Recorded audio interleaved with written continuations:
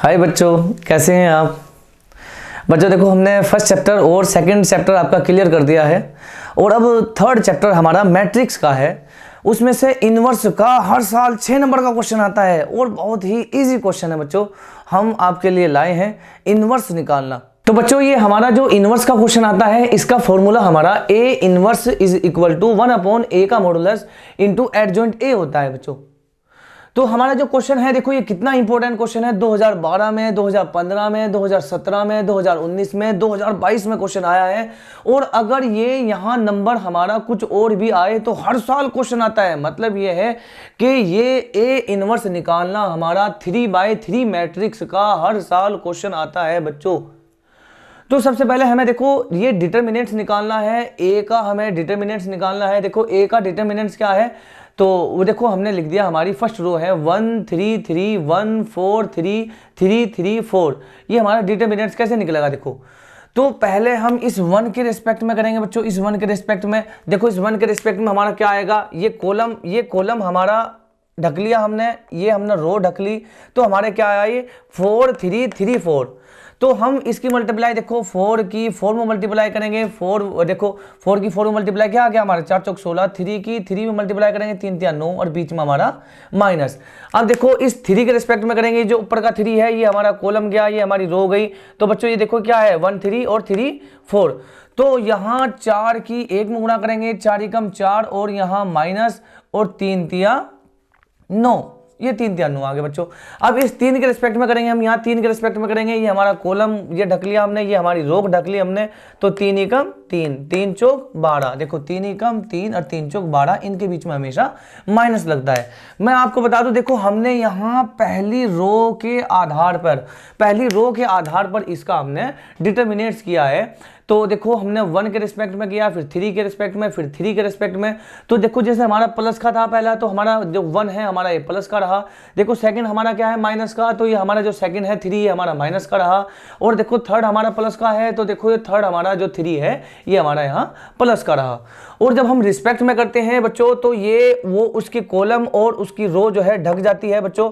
तो यहाँ 4 की 4 में 4 चौक 16 3 3 9 ऐसे करके ये हुआ हमारा।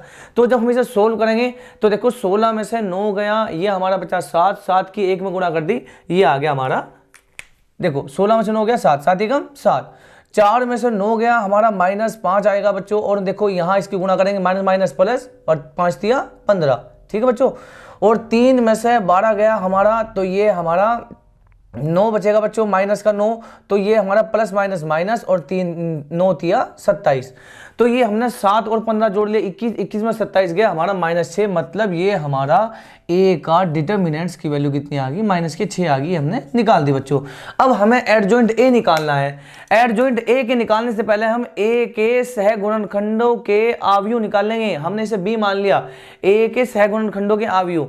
और मैं आपको बता दूं, पहले देखो हमारी चिन्ह परिपाटी हमें पता होनी चाहिए। पहला हमारा देखो प्लस है, फिर माइनस, फिर प्लस, फिर देखो माइनस, फिर प्लस, फिर माइनस, और फिर प्लस, और फिर माइनस, और फिर प्लस। तो देखो ये हमारी चिन्ह परिपाटी लगी। प्लस हमने यहाँ शो नहीं किए, माइनस शो किए। देखो माइनस है, तीसरा पहला तीसरा माइनस है, और यहाँ देखो दूसरा माइनस है, ऐसे करके हमारा। तो पहले में देखो हमारे पहले जो आएगा हमारा, देखो इसी तरह पहले इस 1 के रिस्पेक्ट में करेंगे, फिर 3 के रिस्पेक्ट में, फिर ये देखो ये हमारा 1 के रिस्पेक्ट में होगा, ये हमारा यहाँ 3 के रिस्पेक्ट में होगा, ये हमारा यहाँ 3 के रिस्पेक्ट में हो गया। तो करो देखो यहाँ इस 1 के रिस्पेक्ट में करेंगे, ये हमारा कॉलम गया, देखो ये हमारी रो यहाँ हमने ढक ली। तो 4 चौक 16 3 तिया 9, ये हो जाएगा बच्चों हमारा 4 चौक 16 और 3 तिया 9। ठीक है बच्चों। अब देखो इस 3 के रिस्पेक्ट में करेंगे, ये कॉलम गया और ये हमारी रो गई। ठीक है जी। देखो 4 एकम 4 3 तिया 9, ये आ गया हमारा 4 एकम 4 3 तिया 9। ठीक है बच्चों। अब हम यहाँ इस 3 के रिस्पेक्ट में करेंगे, देखो ये हमारा ये रो गई हमारी, ये कॉलम हमने ढक लिया। 3 एकम 3 और 3 चौक 12। देखो 3 एकम 3 और 3 चौक 12 हमने ये 3 के रिस्पेक्ट में कर लिया।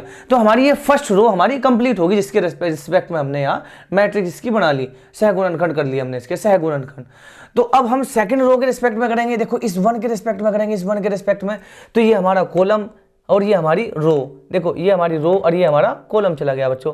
तो देखो ऊपर क्या बचा है, यहाँ ऊपर 3 3 और ये 3 4। देखो 4 की 3 में गुणा करेंगे, 4 तिया 12, और ये माइनस, और 3 की 3 में गुणा करेंगे, 3 तिया 9।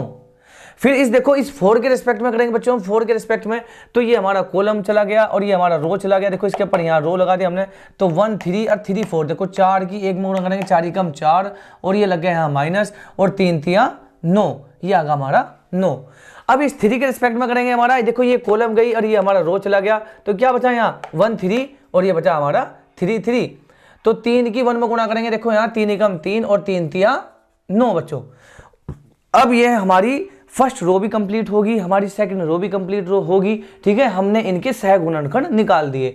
अब हमारी थर्ड रो रहेगी। देखो इस 3 के रिस्पेक्ट में जब हम करेंगे यहाँ, तो ये हमारा कॉलम हमने ढक लिया, ये हमने रो ढक ली, तो ये देखो 3 की 3 में गुणा करेंगे, 3 3 9, ठीक है बच्चों, माइनस, और 4 की 3 में गुणा करेंगे, 4 3 12, ऐसे करके। अब ये देखो ये 3 है, इस 3 के रिस्पेक्ट में करो यहाँ, इस 3 के रिस्पेक्ट में जब हम करेंगे, ये हमारा कॉलम गया और ये हमारी रो गई, देखो 3 एकम 3 और 1 तिया 3, देखो 3 एकम 3 और 1 तिया 3। फिर हम देखो इस 4 के रिस्पेक्ट में करेंगे हमारा, तो ये कॉलम गया और ये हमारी रो गई, देखो ऐसे करके ये हमारी रो चली गई, तो क्या आगा 4 एकम 4, 3 एकम 3, देखो 4 एकम 4 3 एकम 3। तो बच्चों जब हम घटावेंगे यहाँ, 16 में से 9 गए तो 7, 4 में से 9 गए, 4 में से 9 गए तो कितना बचेगा यहाँ -5 बचेगा, तो माइनस +5, और देखो 3 में से 12 गए तो यहाँ कितना बचेगा -9, और यहाँ तो 7 ही बच रहा। 12 में से 9 गए, यहाँ 3 बचेगा, 4 में से 9 गया -5 बचेगा बच्चों, और 3 में से 9 गया तो ये हमारा -6 होगा। 4 में 3 गया 1, 3 में 3 गया 0, और 9 में से 12 गया -3।